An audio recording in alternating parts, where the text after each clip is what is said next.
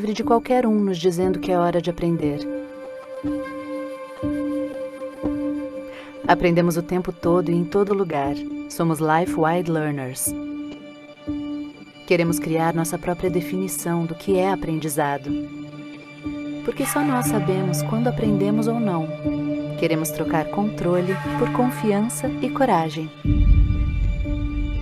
Queremos poder fazer escolhas, criar nossas próprias aventuras e aprender a cada viagem. Sabemos definir o que, como e por que aprender. Queremos um mundo sem lista de presença, até porque a verdadeira presença não se mede de fora para dentro. Queremos redes abertas, de computadores e de pessoas.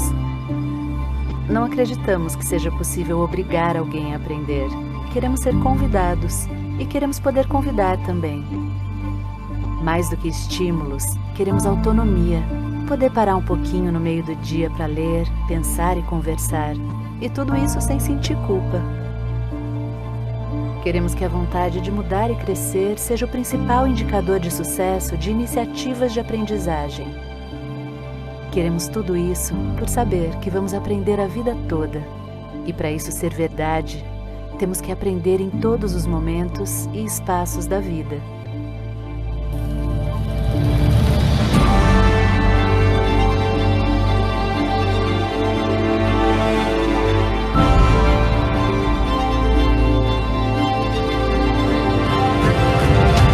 Somos lifelong learners. Somos life-wide learners.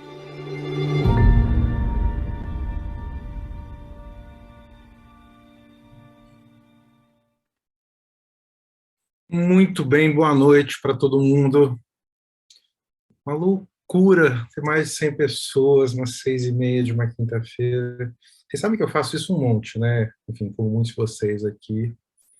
Não só lives, mas palestras. E hoje eu estou nervoso. Eu não sei muito bem por quê. Foi uma procura louca de inscrição. O interesse por esse tema sempre é uma coisa que enche meu coração. Mas a Karen está aqui, já é uma pessoa muito querida e muito, acho, especial começar a trazer a visão dela. Então, queria agradecer cada um de vocês que está aqui. E quem não me conhece, meu nome é Conrado Schlohauer e eu estou falando aqui em nome da Nove.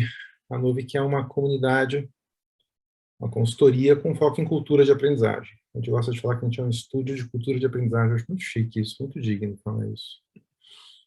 Vocês estão aqui, deixa eu olhar todos vocês. Quem quiser ficar com tela ligada, como sempre é bom, sabe que tem dois motivos para vocês ficarem com a tela ligada. Um é por ego, né? Que eu fico aqui, vejo vocês, me sinto bem. Mas o segundo é porque é um nudge, é um estímulo para você ficar mais atento. Tá vendo? Ó, tá tirando, se arrumou na cadeira agora, enfim, tem uma coisa, né? Enfim, mas eu queria, antes, a Karen vai entrar daqui a 10 minutinhos, mas antes dela entrar, que já está aí, vocês estão vendo, né? Eu queria contar um pouco o que a gente vai fazer aqui hoje, né? No fundo, além de contar um pouco do DLOQ, que é o Assessment de Cultura de Aprendizagem, tudo isso que eu acho mais parrudo. A gente chegou a pensar em estruturar chegou até a construir algumas coisas, mas aí quando a gente viu essa assessment, a gente achou que, enfim, a resposta estava feita já e a melhor coisa era utilizá-lo. É um embasamento científico bizarramente bom. Mas a gente está aqui para fazer duas coisas também. Cultura de aprendizagem, acho que todos vocês sabem, é um bicho que, apesar dele não ser novo, ele voltou muito forte. Parece que a gente realmente compreendeu a necessidade de ter um novo caminho que não seja só treinamento, só esse foco específico. Mas, putz, Peter Senge falava, Karen falava junto com a parceira dela, de pesquisa. E a gente, como novo, dado que a gente só faz isso, só faz cultura de aprendizagem, eu brinco, a gente é a única consultoria de aprendizagem que não faz, consultoria de treinamento que não faz treinamento. Faz nenhum. Mas a gente sente uma vontade muito grande de compartilhar esse assunto. E hoje a gente vai divulgar duas coisas e vai abrir as inscrições para duas coisas muito importantes. Uma delas é o lançamento do PAN e do edital do PAN. PAN que tem a ver com Wide, Life Wide, mas PAN é Pesquisa Aberta à Nuvem. É um centro de pesquisa em cultura de aprendizagem. E hoje a gente vai lançar um edital que eu já conto para vocês. Esse edital começou a ser curado lá atrás e eu vou contar para vocês daqui a pouco. A segunda coisa é, a gente vai abrir hoje as inscrições para uma formação em cultura de aprendizagem. Uma formação em cultura de aprendizagem de 10 encontros, muitos convidados, alguns de fora, muitos de dentro. E vai ser um encontro, vai ser uma formação dedicada nesse momento para profissionais de empresas, são só 40 pessoas, e que a gente vai, enfim, compartilhar um pouco do que a gente conheceu e aprendeu ao longo desse período. A gente vai dividir um pouquinho vocês não, calma, não vai ter breakout, vocês não queriam breakout, tá ligado? A gente vai dividir vocês um pouquinho, vai de vocês de novo não, vai dividir esse anúncio em dois momentos. Então, eu vou começar contando um pouco do PAN. Bruno, você me ajuda? Você bota na tela aí os 3 slides, né? Então, assim, o PAN é isso, é um braço de geração do conhecimento da nossa comunidade, né? E nosso início de trabalho vai com esse edital. Esse edital começou, sabe o evento que chamava Control to Culture, que a gente fez no ano passado?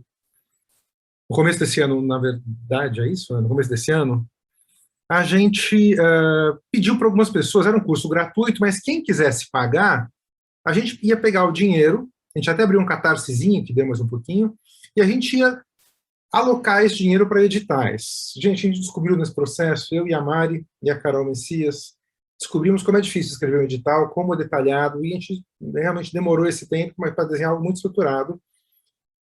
Basicamente, a gente tem 2 bolsas de pesquisa de R$5.000, a gente imagina um período de pesquisa de 2 meses, para pesquisadores tanto formais quanto informais, estudantes de mestrado ou doutorado, ou interessados em se aprofundar no assunto, e cada um deles vai receber uma bolsa de R$5.000 para atuar nesses 2 temas. Uma linha de pesquisa como é que a gente vai criar uma biblioteca de casos brasileiros de cultura de aprendizagem.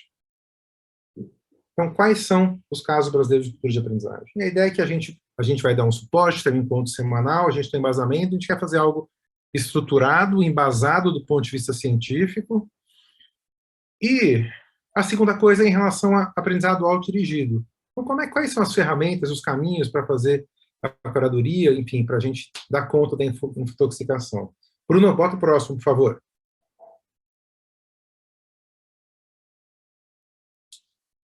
A banca vai ser feita por esses seres humanos maravilhosos. Então, Alexandre Schneider, Alex Bretas, o Bruno DDP, Caio Dibi, Carol Toffoli, da Unialgar, Carol Messias, eu, o Felipe Menri, da 42, Gustavo Caldas, Brito, acho que muitos de vocês, a Jace da Renner, a própria Mariana Jataí, a Rossana do Sicredi e a Tônia Casarim. Então, essa banca, que a gente vai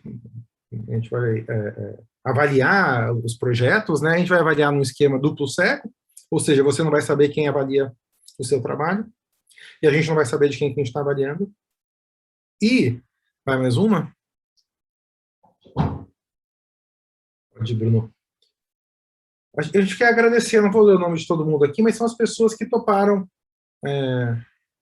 pagar uma inscrição, e era um valor livre, e a gente, enfim, 60% desse valor, do valor da bolsa, vai ser direcionada, foi gerado pela contribuição dessas pessoas. E o restante a gente fez a nossa própria contribuição, além do custo de estrutura de estudo. O Bruno, não lembro se tem mais um slide ou se a gente vai botar o link. Não, volta para o primeiro, então. Quem quiser saber mais informação, volta para o primeiro slide só, e bota depois no bate-papo. É www.pan.nove.cc. Mas eu conheço muitos de vocês que estão aqui, não conheço a maioria, que é uma delícia, temos 200 pessoas quase na sala. Mais do que o convite a vocês, o convite é maior. É um convite para vocês ajudarem a disseminar. A gente sabe o momento que o Brasil vive, a dificuldade que os pesquisadores estão passando. A gente sabe como tem gente competente, capaz, que não está no seu momento de maior reconhecimento e prestígio. Então, quanto mais a gente puder espalhar isso, melhor é. Esse é o primeiro edital. A gente vai fazer outros, então a gente vai aqui aprender com esse, fazer outros logo na sequência, talvez no começo do ano que vem. Vai ser uma coisa grande, a gente quer apoio das empresas, quem é de empresa e gostaria de ajudar a gente a apoiar editais ainda mais parrudos, seria super legal também. E fiquem conectados também, porque a gente vai ter um medium específico, a gente vai soltar uma série de casos estruturados, a gente vai traduzir conteúdo, então tem uma série de coisas legais que a gente vai fazer via o PAN. O edital é só o lançamento, é só o começo disso. Basicamente, está aqui, lançado. Vocês podem colocar perguntas aqui, até enquanto a Karen estiver falando, e a Mari vai respondendo para vocês. Tá bom? Muito bom. Agora a gente vai chamar a Karen, quem quiser. Karen, you will be up in 1 minute. And I'm just explaining them about the translation. Vocês estão, quem preferir, gente, tem baixinho, vocês estão vendo aí, interpretação, um globo?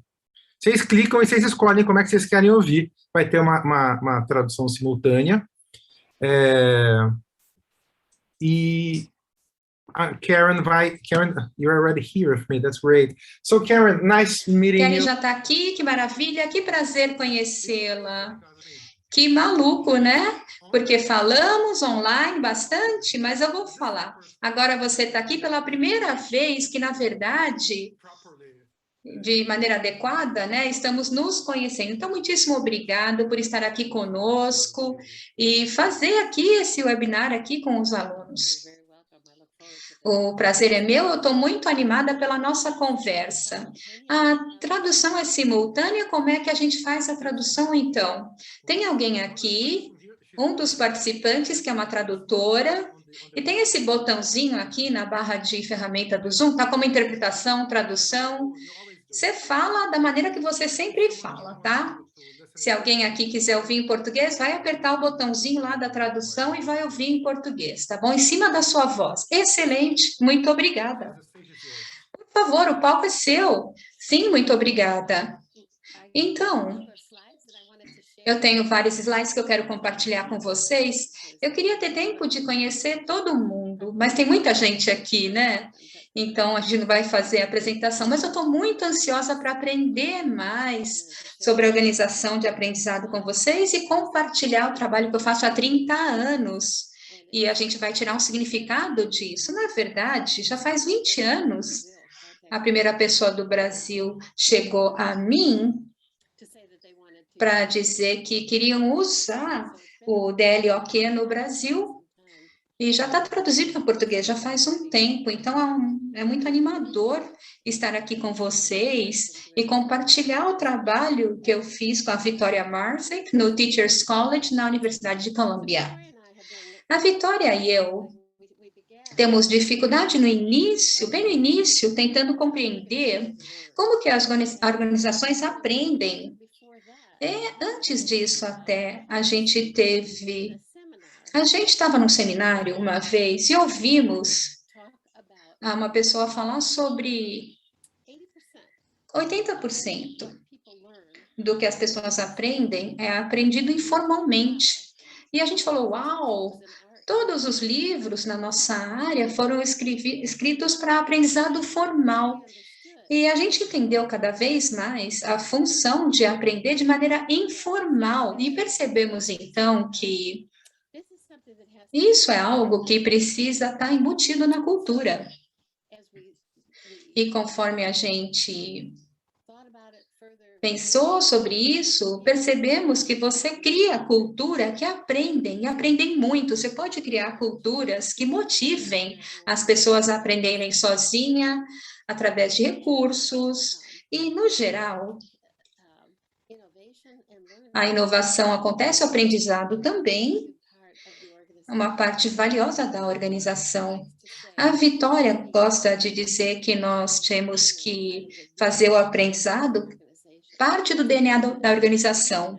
E para fazer isso, você tem que abraçar formas diferentes de aprendizado, como o informal, o aprendizado incidental, mas também tem que ver a sua cultura.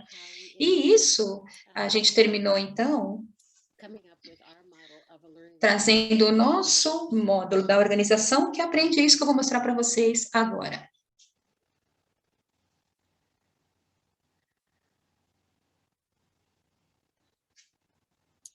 So our process O nosso processo passou, como eu falei, do aprendizado informal para o organizacional. E nesse caminho, conforme nós tentávamos tirar um significado disso, também começamos a imaginar como que mediríamos uma cultura de aprendizado. As pessoas tinham que receber um feedback na organização, então começou a fazer um diagnóstico. O que precisa mudar para ter uma organização que aprende? Então começamos a observar como que as organizações aprendem, desenvolvemos um modelo falando com as pessoas como vocês. Nós saímos, fazemos oficinas, workshops, entrevistamos pessoas dizendo, olha, eu estou criando uma organização que aprende, e tentamos entender o que era diferente, quais são os elementos fundamentais que tinham que estar em andamento para criar realmente uma organização que aprende. E aí desenvolvemos uma avaliação, que é o DLOQ, que é a dimensão, questionário da dimensão de organização que aprende. Agora já existe desde 1997, 97 estudos na literatura que já usam, eu não sei nem em quantas línguas isso já foi traduzido. Então, é um corpo grande de trabalho que eu consigo compartilhar com vocês do que a gente aprendeu das pessoas que observaram a sua cultura e tentaram tirar um significado disso. E se a gente tiver tempo, eu vou falar sobre um exemplo, um caso. Então, eu não estabeleci nada, nenhuma pesquisa, nem nada, mas vamos indicar aqui, você pode levantar a mão. Quantas de vocês aqui acreditam que as organizações podem aprender de verdade?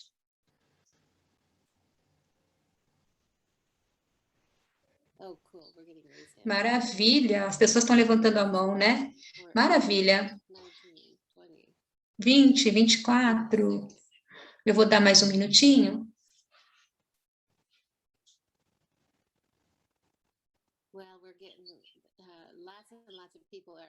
Muitas pessoas estão levantando as mãos. A próxima pergunta, a gente perde as pessoas que estão entrando, respondendo ainda. Pelo menos 50 já responderam, né? Dizendo que as organizações podem aprender. E agora, vamos usar uma reação diferente. Vamos usar aqui outro. Quantos de vocês acreditam que as organizações não aprendem? As pessoas é que aprendem.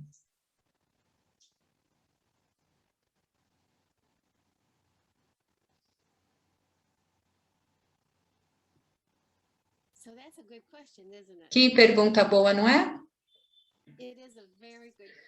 É uma pergunta muito boa mesmo. E isso aqui, na verdade, é um debate que existe na literatura, é importante, essa distinção. Na verdade, eu acho que as organizações aprendem o tempo inteiro, se não aprenderem, morrem. Mas, ao mesmo tempo, tem uma função para o aprendizado das pessoas. E provoca isso, é importante, dizendo que a gente tem que fazer isso para criar organizações com capacidades maiores para aprender. Muito obrigado por fazer parte aqui nessa pesquisa. Então, são 3 abordagens diferentes que dominaram a literatura da organização, a perspectiva cognitiva, o processo da informação e a perspectiva cultural. Então, imagina qual que é a minha inclinação pelo que eu falei até aqui, né? Na perspectiva cognitiva, as pessoas acreditam que as organizações aprendem quando os indivíduos exploram a situação, dizendo, olha, a gente resolve problemas com a organização, e o resultado desse aprendizado, resolução de problemas, está embutido no modelo mental da organização, no modelo cultura e artefato, que está tudo relacionado com o que a gente pensa também.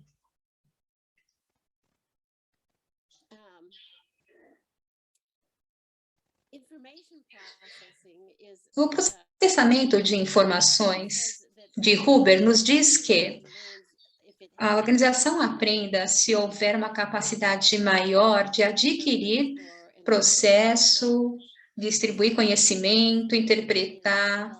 Esse ponto de vista também é suportado por pessoas que trabalham na gestão do conhecimento. Então, eles observam e criam maneiras para as informações viajarem mais rapidamente e prontamente nas organizações. Ed Schein é bem conhecido para quem fala como na organização que aprende como cultura. Na verdade, tem essas suposições no nosso sistema e vão além dos indivíduos. Então, se você pensar na cultura das grandes organizações no Brasil, muitas pessoas já leram a história da IBM no mundo inteiro, né? A diferença, isso varia de país para país, e a cultura da organização era tão forte num momento que poderia até mesmo substituir a cultura do país. Mas a cultura não emerge do vácuo, nós a criamos, a cultura é criada, as pessoas estão envolvidas, as experiências anteriores, a história no negócio que era propriedade da família, a família tocou a organização. Então, aquelas experiências anteriores, o aprendizado das pessoas na organização, tudo isso cria uma capacidade de aprender no futuro também. E no nosso trabalho, pensamos realmente que é uma questão de criar esse tipo de cultura. Você começa com a organização onde ela está e coloca em andamento sistemas e processos que vão tornar essa organização mais capaz de aumentar a sua capacidade de aprendizagem. Então, na literatura, existe esse movimento de pensar como que as organizações aprendam de maneira abstrata e como você cria organizações que aprendem de maneira mais eficiente. As pessoas como eu e a Vitória Marcic entram aqui porque a gente vem de desenvolvimento de organização, essa perspectiva, desenvolver organizações que aprendem de maneira mais eficiente. E a gente pensa que dá para embutir isso na cultura e criar como que a gente faz as coisas aqui. Um dos meus alunos uma vez falou, estava buscando o Georgia Tech na incubadora de negócio, dizendo que o karma está na parede e nos corredores. E eu acho que isso é um conceito bem importante para nós também pensarmos. O que é uma organização que aprende? Uma organização que consegue aprender, ela está alinhada, tem essa capacidade e agir como um sistema, consegue sentir e interpretar o ambiente, especialmente as mudanças, e pega esse conhecimento para gerar novos programas e serviços. A gente chama isso no nosso trabalho uma performance com conhecimento. Então, é a capacidade de inovar, mudar e aprender, que está aumentada quando a organização é uma organização que aprende. E, para isso, são 3 componentes principais. A nível de sistema, você tem um aprendizado contínuo, que leva a essa performance de conhecimento. Aprender é contínuo e usado de maneira estratégica, integrada, roda em paralelo com o trabalho. A Vitória e eu fizemos esse capítulo observando a maneira pela qual o aprendizado, a gente falava do aprendizado no local de trabalho. Era algo que você não faz ao lado, mas, na verdade, na organização, aprende, é o trabalho que você tem que fazer. Pensando, então, na pandemia e as mudanças todas que aconteceram por causa da Covid, essa mudança que a pessoa teve que fazer. As organizações tiveram que fazer o lockdown e continuar funcionando de maneira digital. Então, o aprendizado, com certeza, é uma parte muito grande do nosso trabalho hoje, para manter as organizações continuando a existir. Eu vou parar de compartilhar e eu vou perguntar se tem alguma pergunta até aqui. As organizações são feitas de pessoas, é isso mesmo. É um mix, já foi dito. Eu estou vendo aqui no chat seus comentários. Tem perguntas até aqui antes de eu continuar? Alguém quer perguntar alguma coisa? Karen, eu tenho.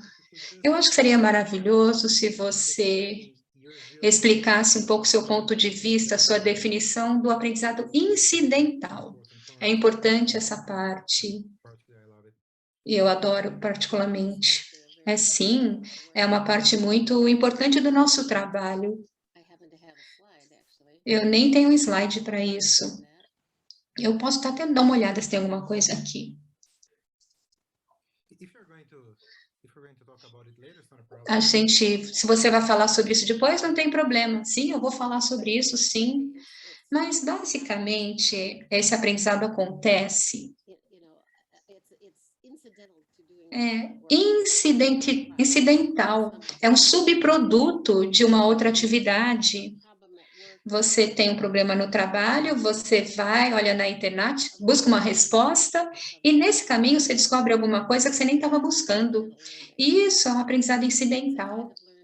Seria um aprendizado que muitos de nós, a gente faz bastante isso nesses dias. Tem uma pergunta da Laura aqui, se você acha que faz sentido ter essa universidade corporativa agora ou no futuro. As pessoas que eu conheço, sabe? O Bill Wicking está no board comigo, eu sou a diretora, né, da Geneva Foundation, na Suíça, e o Bill começou essas universidades, né, corporativas. Tem um outro aluno também, Mars Candy, está nessa universidade. Essa é uma pergunta boa, se as universidades corporativas vão continuar existindo ou não, por quê? Você presume que é pessoalmente, né? Eu trabalho num projeto com a Organização Mundial da Saúde agora, e eles criaram uma universidade aberta, que é totalmente online, mas também tem um prédio físico que eles receberam, é lá na França, para esse desenvolvimento, que não está nem sendo usado. A KPMG tem um aluno lá que está envolvido, e eles fizeram de milhões de dólares uma instalação e está vazia. Então, essa pergunta é muito boa, Laura, sobre se as universidades corporativas vão sobreviver ou não. O que vai acontecer, eu acho que elas vão se tornar universidades digitais, tudo vai ser online, e vão fazer as mesmas coisas, mas de maneira remota agora. Vai ser um pouco caro você fazer isso de outra maneira. Deixa eu voltar, então, para a minha apresentação, se estiver tudo bem com vocês, e a gente retoma de onde eu parei. Então, a questão que nós fazemos a nós mesmos, a gente tenta criar o nosso modelo, a gente pergunta às pessoas em várias organizações, fazemos essa pergunta aqui, olhando para trás, né, do perfeito. O que tem que mudar na sua organização para ser uma organização que aprende?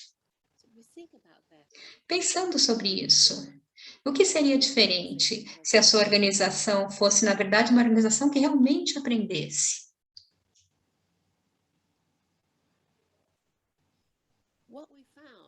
O que descobrimos foi que as 7 dimensões desse modelo, descobrimos que uma organização que aprende consegue capacitar, de certa maneira, um aprendizado contínuo. Tem que capturar conhecimento, de certa maneira. Uma maneira de fazer isso e precisa ter uma recompensa que motivaria o aprendizado.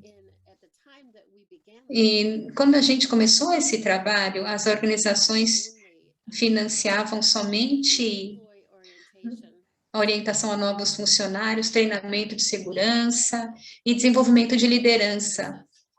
Pouca ênfase era nas outras pessoas. Então, a gente tem que recompensar e criar sistemas que permitam a que todos na organização aprendam e continuem aprendendo, acompanhando as mudanças, e enfatizar uma conexão com o ambiente externo. A liderança tem que criar condições que vai criar uma organização que aprende. Outra coisa que a gente acha que é muito importante, não só nós, mas outros autores também, você precisa ter um aprendizado individual e o em equipe e o organizacional, num sistema maior. Você precisa ter todos os níveis da organização. Esse é o nosso modelo. Ouvindo, então, as pessoas, buscando na literatura, e mais recentemente agora, as pessoas preencheram, né, o nosso DLOQ, e confirmamos assim que essas 7 dimensões talvez não são as únicas coisas que você precisa para criar uma organização que aprende. Isso aqui são pontos estratégicos e correlacionados para a performance financeira de uma organização e a performance de conhecimento. A nível individual, a gente, como eu falei anteriormente, as pessoas precisam ter oportunidade de aprendizado contínuo. E também uma cultura que você vai perguntar por quê? Tem que ser seguro para perguntar, fazer perguntas, e as condições que a gente tem para diálogo. As pessoas, então, podem falar livremente juntas,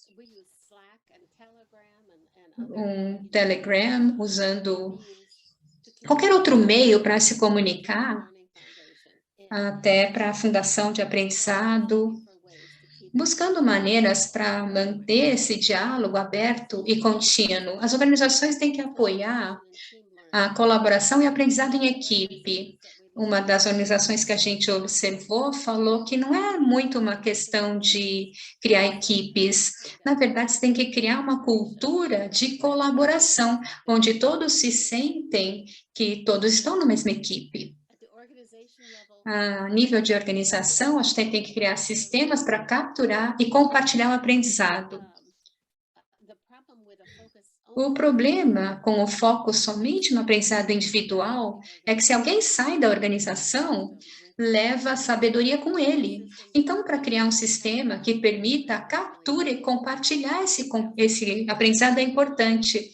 Pessoas que se movimentam juntas com uma visão coletiva. Todo mundo está no mesmo barco.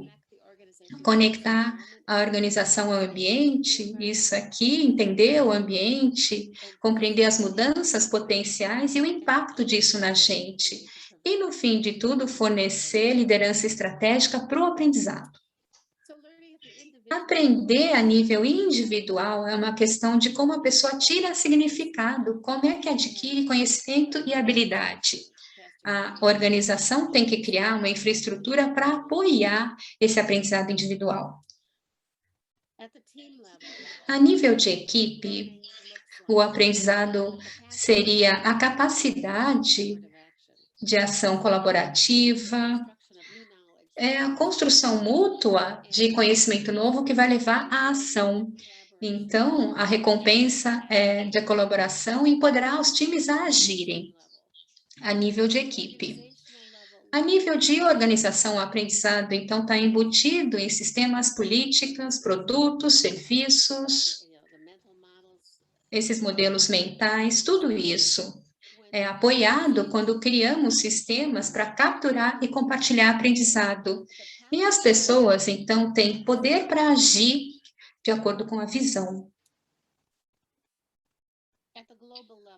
A nível global, o aprendizado, você tem a nível global e sistemático esse pensamento. Tem um projeto com líderes numa empresa biomédica global.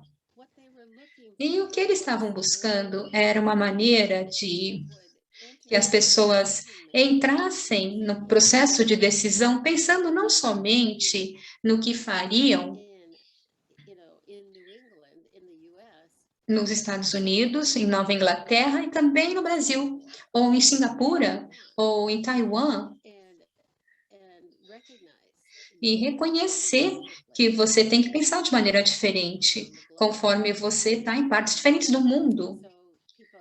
Então, as pessoas, os líderes têm que viver essa cultura, têm que praticarem o que falam. Então, a gente tem que desenvolver líderes que são campeões de aprendizado, modelam e apoiam esse aprendizado facilitado, fazer um scan do ambiente, trazendo esse conhecimento de volta à organização. E o que a gente fez? Criamos, então, uma ferramenta diagnóstica, que é o DLOQ, o questionário, né? Que nos permite ajudar as pessoas a ver o que está diferente entre a sua organização, onde eles estão agora, e onde eles querem estar no futuro. Com esse questionário, eles podem fazer escolhas, focando, fazendo intervenções de algumas maneiras. E o que fazemos? Eu vou pular alguns slides aqui. Buscando resultados do DLOQ, a gente tem placares, pontuações para 7 dimensões que eu acabei de descrever. Então, a gente consegue ver se essas organizações estão indo bem, de maneira relativa, comparada com as outras, talvez num ambiente similar. Então, você compara você mesmo.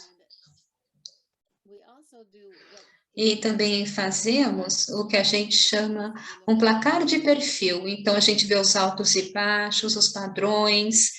E o que você consegue ver nesse slide que eu estou mostrando agora é que, por muitos estudos, eu nem sei quantos estudos estão representados aqui nesse slide, porque uma linha, são 28 estudos nas cores aqui, você vê que a maior parte desses estudos tem sistemas embutidos, tem aqui S embaixo.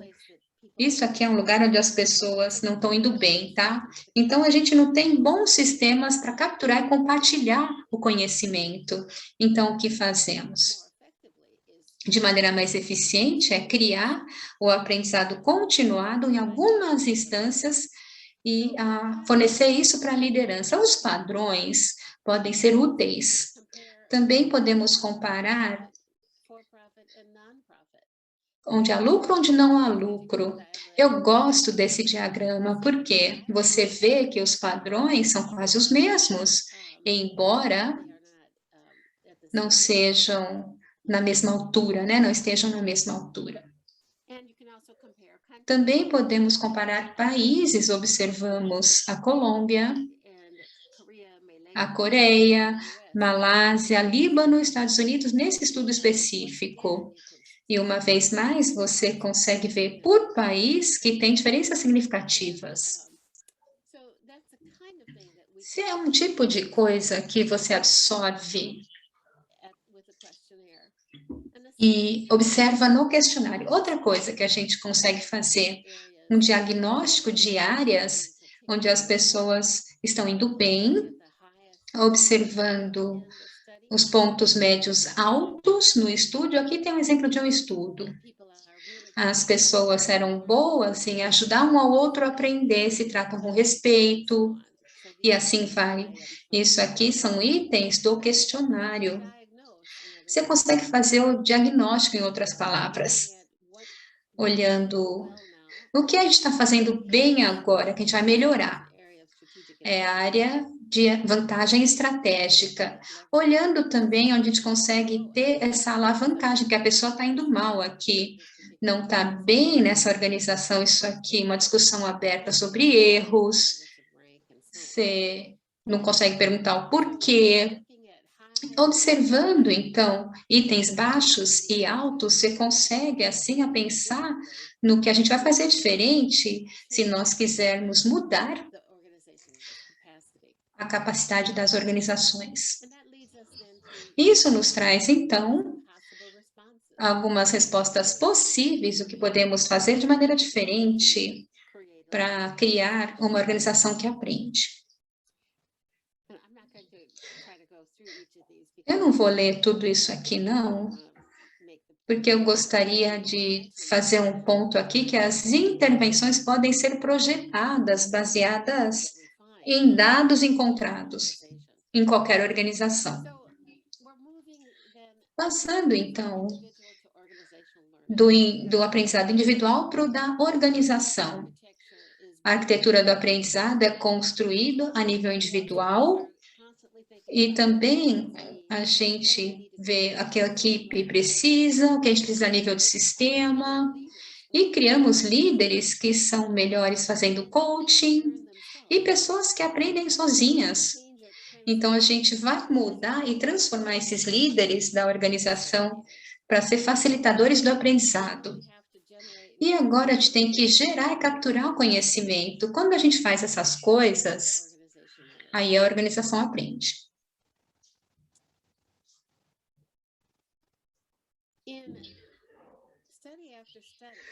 Em vários estudos, descobrimos que a relação mais significativa de mudança na performance é a dimensão da liderança. E uma das questões que me foi enviada antes dessa sessão, olhando para trás, né, se tinha alguma dimensão que seria mais importante, de acordo com a liderança estratégica para o aprendizado, isso é central. Isso se torna especialmente importante. A gente observou também se os líderes, se tinha algum item específico que destacaria naquele questionário. E foi que os líderes, os mentores e os coaches lideram.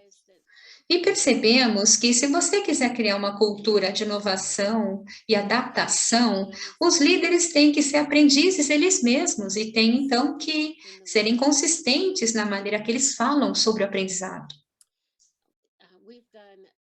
Fizemos vários estudos diferentes usando o DLOQ e outras coisas também. E em todos eles você vê individual e equipe são necessários, mas não suficientes. Então, as dimensões que são mais fortes, que têm a previsibilidade mais forte, pensando em conhecimento financeiro e também a missão performance, conexões sistêmicas com o ambiente, criando sistemas embutidos para captar e compartilhar conhecimento e fornecendo liderança estratégica para aprendizado. São as coisas que descobrimos.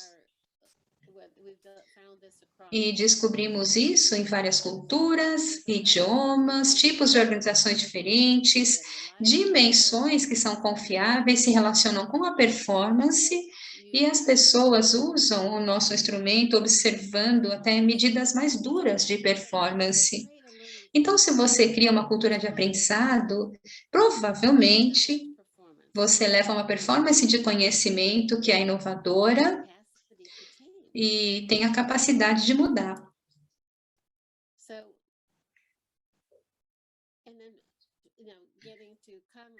Chegando, então, àquelas perguntas, como que você cria uma cultura de aprendizagem? Voltando aonde a gente iniciou, que é que você tem que criar uma infraestrutura de aprendizado que abrace uma gama ampla de distintos aprendizados, aprender de maneira informal, fora de uma sala de aula, tem que se tornar algo que você abraça e também motiva que os funcionários façam e talvez recompense eles de certa maneira. O reconhecimento muito é aprendido incidentalmente, por tentativa e erro, experimentar ou simplesmente você entrando numa nova cultura. Se você tem um trabalho novo e você pensa no primeiro dia naquele trabalho novo, um aprendizado poderosíssimo que acontece naquele momento. E muito disso é incidental. Você tenta ler a cultura, você tem que socializar, de certa maneira, naquela nova posição. E isso é muito valioso como aprendizado. As pessoas podem se tornar melhores nisso. Então, criar uma infraestrutura de aprendizado que seja holística e ampla é uma maneira que a gente consegue ajudar a construir uma cultura de aprendizado.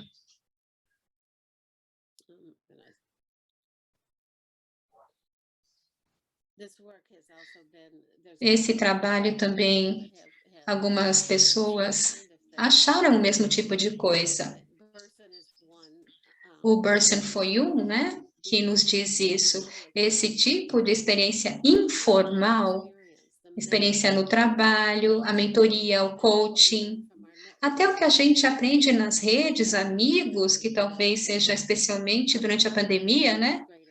Até muito maior do que esse estudo aqui. São as coisas que orientam o valor dos negócios, e esse treinamento formal não é suficiente, é necessário, mas não é suficiente. A Nirmala observou o relacionamento nesse estudo quantitativo na arena da saúde pública e descobriu que participar no aprendizado informal e incidental tem uma alta relação com a dimensão das organizações que aprendem. Participar no aprendizado formal não se relaciona. Então, o aprendizado informal e incidental são necessários e importantes como elementos para criar uma cultura que aprende. A cultura que aprende está nas paredes e corredores, interações onde as pessoas se juntam para trabalhar e elas têm que aprender e saber isso. E isso aqui é o trabalho que nós temos cada vez mais, pessoas que precisamos aprender para fazer a tarefa. Sistemas informais que motivam a criatividade humana, a invenção. Isso seria o coração das melhores abordagens para criar uma organização que aprende. Tudo isso leva à performance de conhecimento, e essa performance que cria serviços novos e produtos, fazer algo melhor de maneira mais eficiente, tudo isso é essencial para a sustentabilidade de longo prazo de uma organização e sistemas.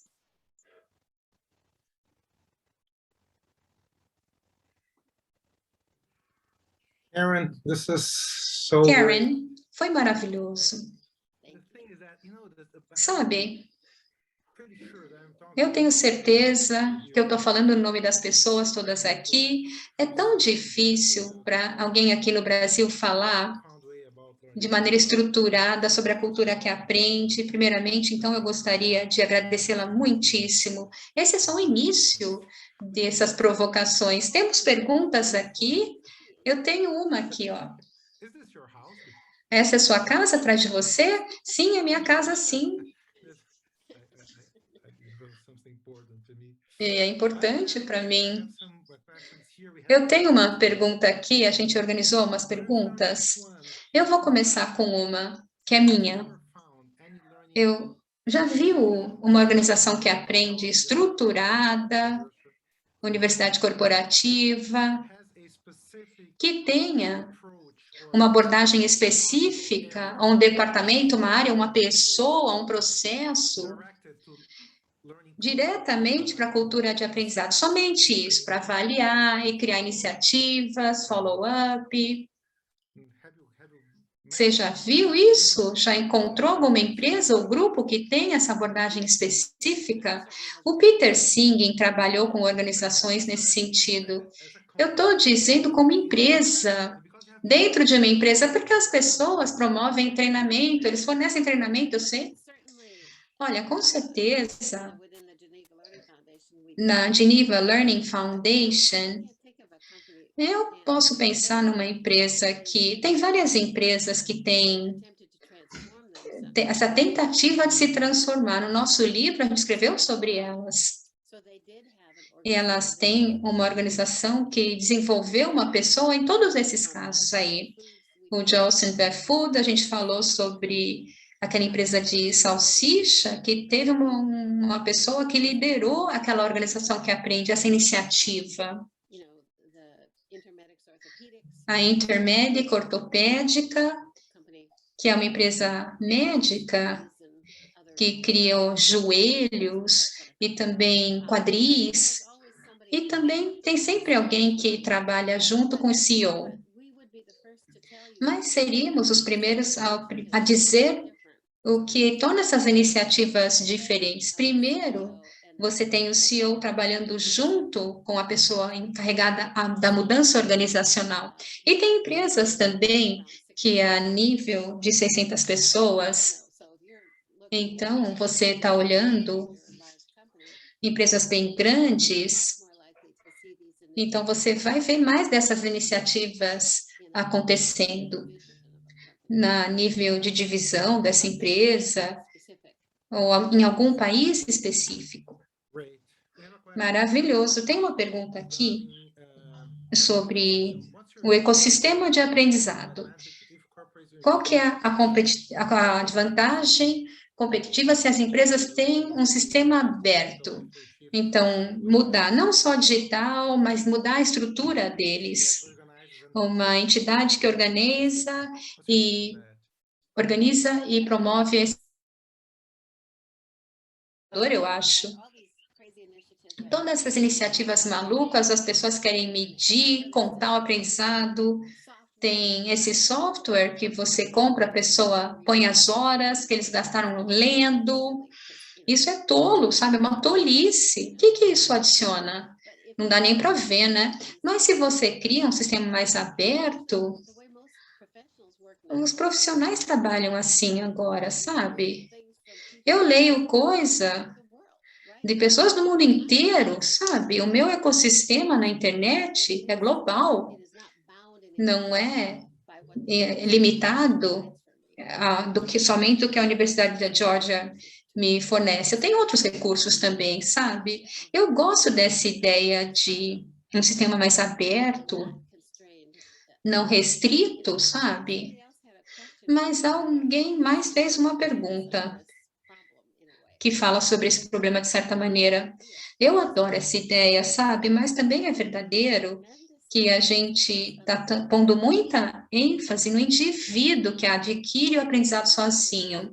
E os nossos líderes que vão apoiar o aprendizado. Os líderes têm que ter conhecimento.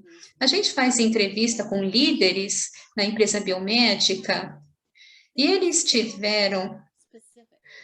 foram tão específicos sobre o que seria a próxima melhor coisa que ele vai ter que aprender para ser promovido na empresa. Eu achei que isso foi interessante. Mas nem todos têm essa habilidade.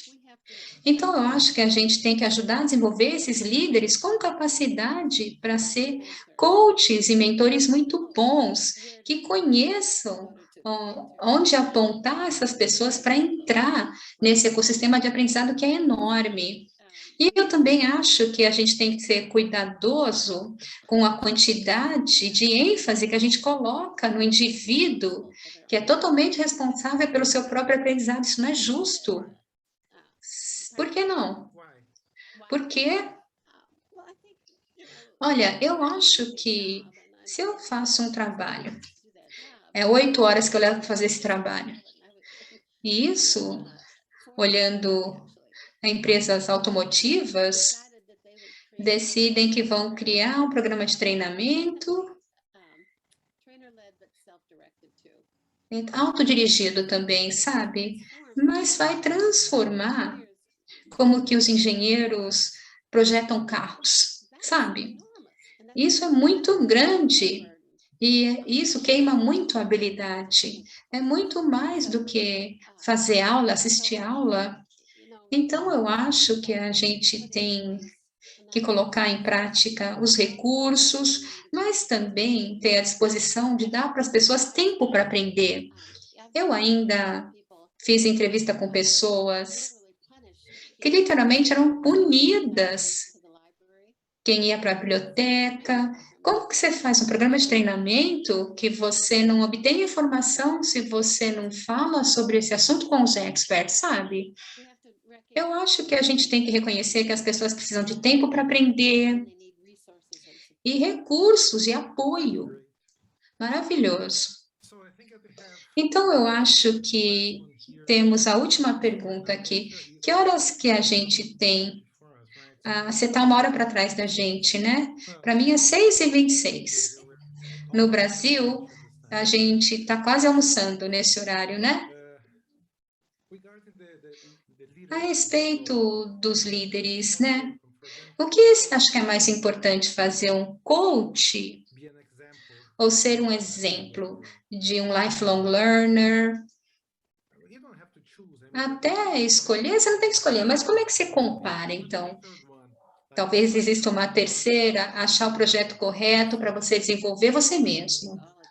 Olha, eu acho que tudo isso é tão importante. As lições da experiência, criar liderança, dá para as pessoas desafios, experiências desafiadoras, aquelas 3 principais coisas que as pessoas conseguem subir na organização. Isso é uma coisa estratégica. Isso nos dá tarefas desafiadoras, mas nem todo mundo tem acesso a isso. Lidar com líderes desafiadores, chefes desafiadores, isso aqui também é irônico, né? Mas, com certeza, eu acho que é difícil, às vezes, aprender com alguém que também é aprendiz. Como que o líder modela e engaja o aprendizado. Tem empresas onde o CEO criou o clube do livro. Os líderes têm que ler livros, a liderança toda, e depois conversar sobre esses livros. Modelar, ser modelo, ser ativo. Eu estava entrevistando, ele era chefe de farmácias dessa empresa biomédica. A primeira pergunta que ele me fez, eu estava tentando entrevistá-lo, que livro você leu ultimamente? Talvez eu quero ler o que você esteja lendo. E ele aí tem um aprendizado, ele é um aprendiz só. Ser um aprendiz, isso você consegue ser um melhor mentor, ser um melhor coach para as pessoas. Perfeito. Então, Karen, muitíssimo obrigado. Eu acho que esse é o início. Eu espero que a gente tenha um relacionamento longo. Eu mostrei o resultado aqui do nosso projeto juntos. E eu quero falar com você também, quando a gente tiver os resultados todos, a gente vai escrever alguma coisa, compartilhar nossos achados aqui dessa abordagem, usando aqui o DLOQ nas organizações brasileiras. Muitíssimo obrigado pelo seu tempo aqui, por estar aqui conosco, foi muito importante. Eu que agradeço por me receberem, foi maravilhoso. Nós nos vemos, tchau, tchau. Muito bom. Gente, que bacana. Primeiro, obrigado por vocês estarem aqui.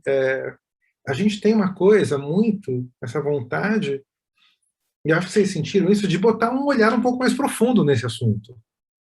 A gente realmente é uma aula, né? Eu tenho muito orgulho de poder trazer e compartilhar com vocês. Os livros dela são pesados, assim, eu adoro, mas é uma conquista a cada capítulo. E eu acho que a gente precisa disso, e estou muito feliz de terem 200 pessoas aqui.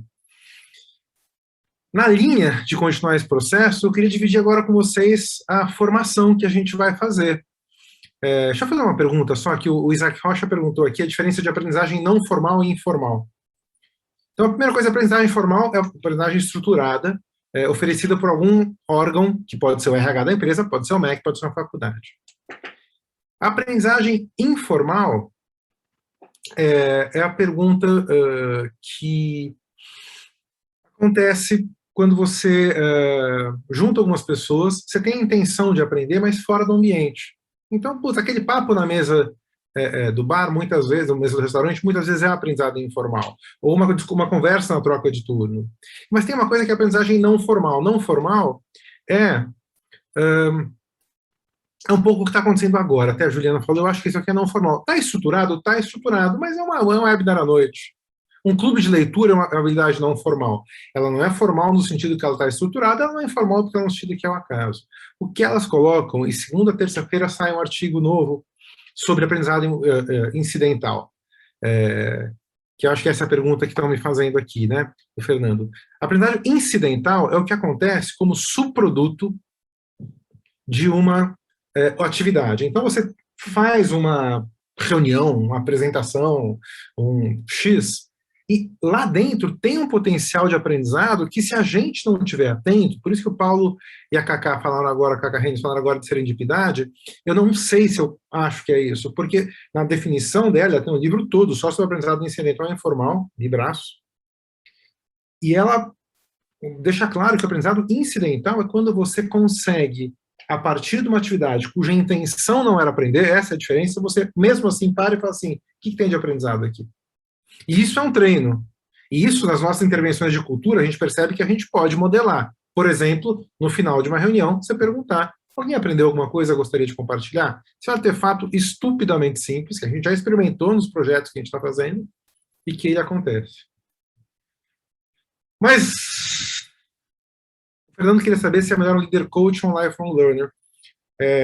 Eu estou muito com ela, assim, eu acho que coach no sentido melhor da palavra, alguém que provoque, alguém que estimule, alguém que entenda que às vezes a pessoa sabe mais que a gente, que não seja um professor, né? Eu acho que isso é uma coisa bem bacana. Deixa eu mandar para vocês, então, da formação, porque a gente está muito animado. Bruno, coloca aí para mim, por favor. Vai ser a primeira formação em cultura de aprendizagem do Brasil, gente. Ele acontece de 7 de outubro a 9 de dezembro. São 10 encontros mais um.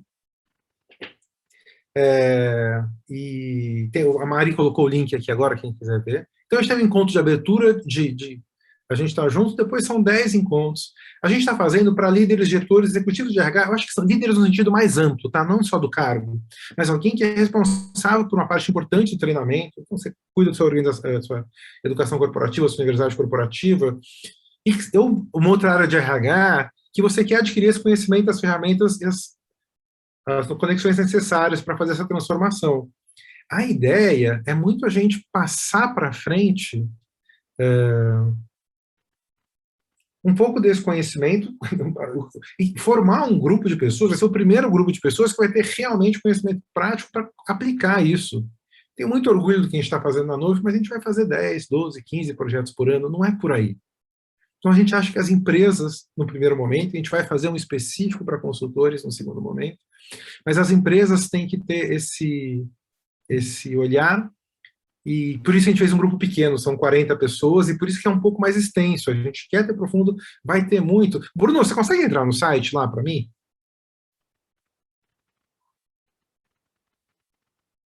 Bruno parece uma eminência parda, né? Aqui, obrigado.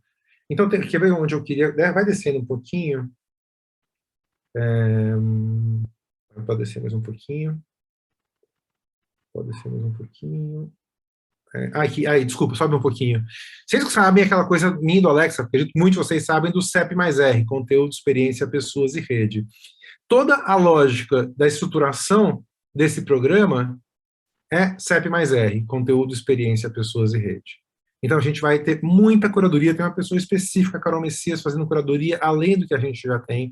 E toda a nossa comunidade, né, as pessoas que trabalham com a gente também estão focados. A gente não vai fazer um flipped classroom, mas a gente vai sugerir consumos de conteúdo antes. Aí vou pular para a rede, os 40 pessoas, são 42, vão ser 6 learning pods, que são grupos de aprendizagem, e esses grupos, a gente vai incentivar esses grupos a se reunirem antes para consumir junto. Aquela horinha que você vai ler, tenta ler com as pessoas, enfim, vai ter uma rede. A gente vai ter uma série de encontros facilitados, síncronos e assíncronos, e a ideia é ter muito ferramenta, assim, né? Tem a segunda parte do programa, é só método. E a gente fez um grupo de pessoas muito interessantes, a gente está anunciando metade, mais ou menos, hoje, e a gente vai, a cada dia, colocando novas pessoas, tem 2 convidados de fora, a gente não colocou ainda, e tem a descrição da agenda aqui, aí vocês podem olhar, mas basicamente Você tem uma primeira, vou falar só do comecinho aqui, você tem uma aula inicial sobre o que é cultura de aprendizagem, uma aula one-on-one, assim, a primeira aula. Depois a gente vai olhar um pouco para as empresas, como é que as empresas, por que as empresas estão demandando novas organizações, né? Isso está muito conectado. Vai beber de outros olhares, da etnografia, de branding, das ciências comportamentais, e aí vai se aprofundar no Yellow Kill. E eu vou trazer alguns outros componentes, além desses aqui, mas o modelo é muito baseado nele. A gente tem, então, algumas pessoas, muitos que você já conhece, a Marcele, o Alex, pode um pouco mais, esse scroll do Bruno tá uma loucura, né? A Marcele, o Alex, e a gente tem também o Carlos, vai falar de Behavioral Science, a Marina vai falar especificamente de Teoria U, o Zé Renato vai falar, ele é um cara muito especializado em Peter Senge, vai falar do Kizargiris, do Peter Senge. O Tebas vai estar no começo com a gente para fazer a integração. E esse, gente, é só o começo. A gente tem um Bev, a gente vai ter umas 4 empresas juntos, a gente tem 2 convidados de fora, enfim, a gente vai soltando. Gisele, é para você sim. Depois a gente fala, mas é para você sim. Pode tirar daí. Basicamente, vocês podem ler com calma depois. Por que só 40 pessoas? Porque a gente acha que é importante ter essa pegada profunda. A gente acha que é importante ter bastante troca, a gente acha importante ter um grupo pequeno. Então, assim, com 40, a gente acha que é o limite para a gente conseguir a interação necessária para ter um aprendizado profundo. Então, é isso. Alguém quer fazer alguma pergunta, algum comentário? Tem algumas perguntas aqui.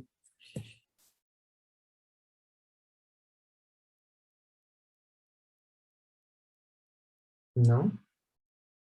Zé Gil compartilhou aqui, e algumas pessoas estão compartilhando. Gente, eu acho que é isso que tínhamos para dividir com vocês hoje. Espero muito que vocês tenham gostado. Ângela, vai ter uma turma para consultores, que vai ser num formato diferente, que a gente vai anunciar um pouco mais para frente. Essa é voltada, a gente chama de empresa, no momento Vendors Free, que é um momento onde as empresas estão conversando entre si. E depois vai ter uma focada em consultores. A gente percebe que são dinâmicas diferentes. Informações, vai acontecer às quintas-feiras à noite, das 6h30 às 9h. São 2h30, 2h20, 2h30. E vai ter uma quarta, só que no primeiro dia começa, na quarta e na quinta já tem encontro. E vai ser sempre uma mistura de... a gente vai fazer uma coisa, conta se vocês gostam, aí se vocês não gostarem, a gente não faz. Mas basicamente é o seguinte, um certificado, vai ter um certificado, vocês sabem que eu odeio certificado, né?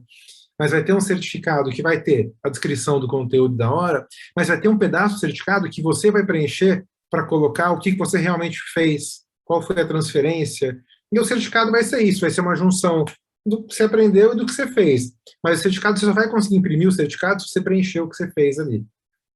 Faz sentido para vocês? Isso, faz um joinha, faz sentido isso. Muito bom. Gente, obrigado mais uma vez. Vai ter algum tipo de seleção, ou serão as primeiras 40 pessoas inscritas? Vai ter uma seleção, vai ter um application meio para definir o equilíbrio do curso, esse tipo de coisa. Então, vai ter um application, sim.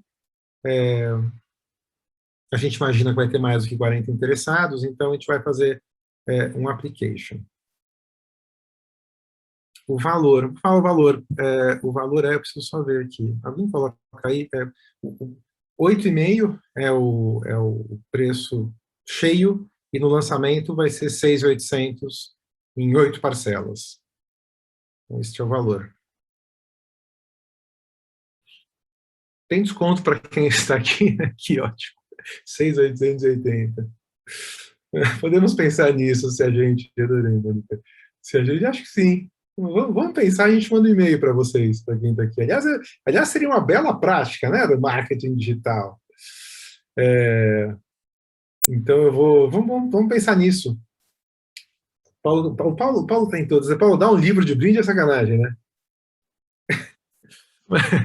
Mas vamos pensar numa ação especial para vocês, sim. Não tinha pensado nisso honestamente, mas acho que é uma super ideia. É isso, gente. Gente, obrigado. E assim, vamos junto. Esse é um pedido tão de verdade para todo mundo da Nove aqui. Putz, o Thiago está aqui, a Mari está aqui, a Lô está aqui, tanta gente. A gente precisa mudar a maneira como a gente faz treinamento. Assim, é impressionante. A gente é pequeno, a gente faz um grupo, tem alguns clientes aqui, a gente tem sempre 6 projetos ao mesmo tempo, uns 20 por ano, sei lá. E muito focado, a gente só faz o que a gente faz, a gente não faz academias, não faz o que a gente faz. Mas 99,9% do mercado ainda faz treinamento clássico. Eu tive hoje uma conversa, aproveitar que vocês estão aqui, eu falo mais um pouco. Eu tive hoje uma conversa que era uma palestra no lançamento de uma plataforma. Eu falei, qual que é o teu objetivo? Gerar uma cultura de aprendizagem ou fazer as pessoas irem para a plataforma? Porque são coisas diferentes. Uma coisa é dar dinheiro para a plataforma, né? Então, e aí, assim, graças a Deus era uma empresa que falou assim, não, a plataforma é um catalisador.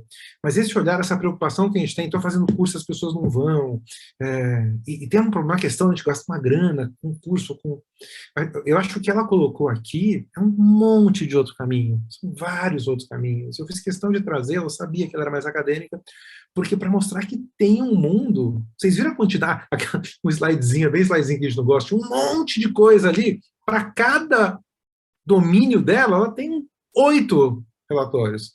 Tem mais de 2.000 pesquisas validando estatisticamente o que ela estava dizendo. A gente acabou de fazer aqui no Brasil, o relatório é enorme. Esse relatório ele é livre para quem quiser fazer pesquisa, inclusive.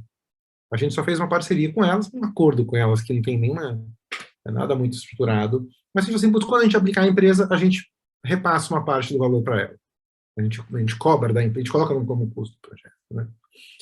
Enfim, tem muita coisa legal e eu acho que a gente precisa se aprofundar. A gente precisa ter algo mais consistente, porque senão, na dúvida, a gente tem uma expressão que o Paulo vai gostar, um treinocentrismo.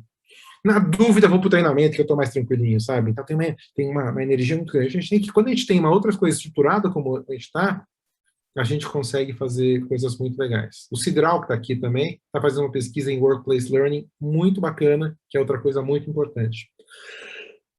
Vitor, vamos liberar a gravação, sim. Vai para o nosso canal do YouTube e a gente vai fazer pequenos vídeos. Aquela resposta dela sobre universidade corporativa devia ser moldurada, né? Então, isso vai para o YouTube, provavelmente. A gente deve soltar. Eu deve soltar com a versão com a tradução amanhã ou depois, e daqui a umas 2 semanas a versão legendada, que é mais legal de ouvir, né? É isso, gente! Monique, depois você conta esse speed meeting, fiquei interessado. Obrigado demais, obrigado pelo tempo aqui, eu sei que difícil que é. A gente fez na quinta, 6h30, porque é o horário em que vai ser o encontro, e a gente está com uma preocupação muito grande de ter um período que seja muito gostoso, que seja leve, se acabou um pouco antes, acabou, mas não vai ser 2h30 de aula, eu participo de algumas, mas eu mais facilito, o Alex vai estar presente num dia, a Marciele no outro. Obrigado, boa noite para todo mundo, e em breve a gente conta mais novidades para vocês. Abração!